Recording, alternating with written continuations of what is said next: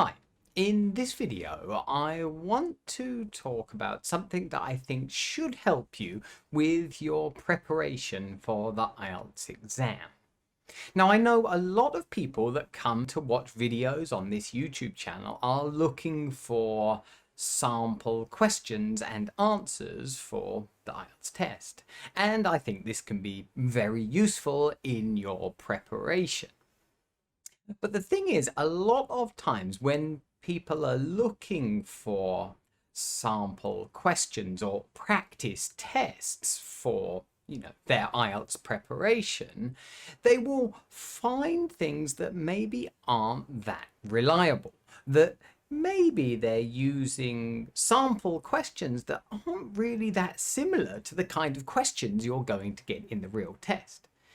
Now, all of the questions I use for the sample questions and answers on this YouTube channel come from one source, and that is a reliable source that I know is created by the same people that write the actual IELTS test. So I know that, well, you're going to get similar kinds of questions when you're in the actual test.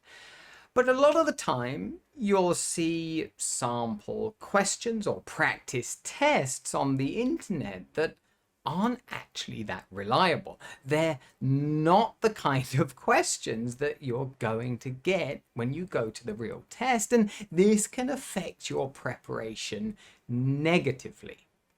Now, of course, practice tests and kind of individual sample questions can be a key part of your preparation for the test, and they should be. It can help a lot. Firstly, it can help you to understand what your level is. Where are you? What are your weaknesses? What are the things you need to be working on in preparation for the test? Now, by doing a practice test and finding out what kind of level you're at can help you to improve in the areas that you're weaker at.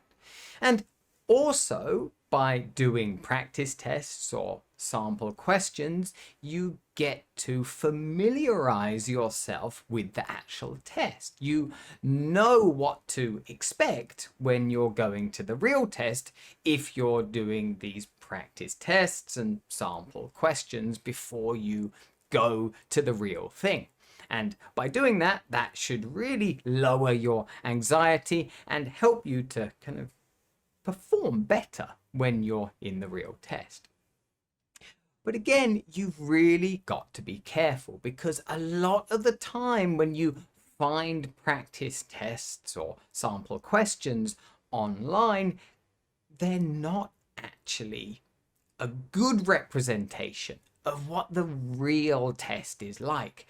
There are people that will create fake tests that they will put up online, or fake sample questions that they've just made up.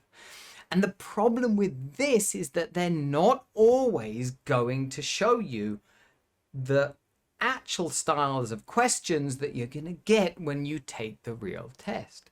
Sometimes they will be a bit too easy, maybe, which is going to kind of lower your expectations of what you're going to get in the real test and kind of make you think that the test is easier than it actually is.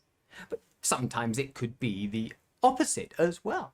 It could kind of give you a question that's far too difficult, right? Whether it's in the speaking, the writing, the reading, or the listening. But if it's too difficult, then that's going to give you, well, a bit more anxiety about how the test is going to be in the real situation. And of course, this is not good in your preparation either. I've even seen sample questions and practice tests where there's actually mistakes in those questions, either grammatical mistakes or mistakes with vocabulary in the questions themselves. And of course, this is really bad because you're going to be learning maybe kind of incorrect English from these mistakes. So of course, it's important to use a reliable source when you're finding practice tests or sample questions online. And I think I mentioned before, of course, the questions that I use on this channel are all coming from the same source. I will be using sample questions from the Cambridge IELTS book series, of which there are many. And these books contain practice tests that are written by the same people that write the actual test. So we can rely on the fact that they're an accurate representation of what you're going to get in the real test. And that's why I use them to show you sample questions, and then I come up with my own answers that I feel like fit the criteria for the speaking or writing. But there are other sources for practice tests that you can use. Of course, this is one, and if you have the money to buy these books, then that's great, and you can use them.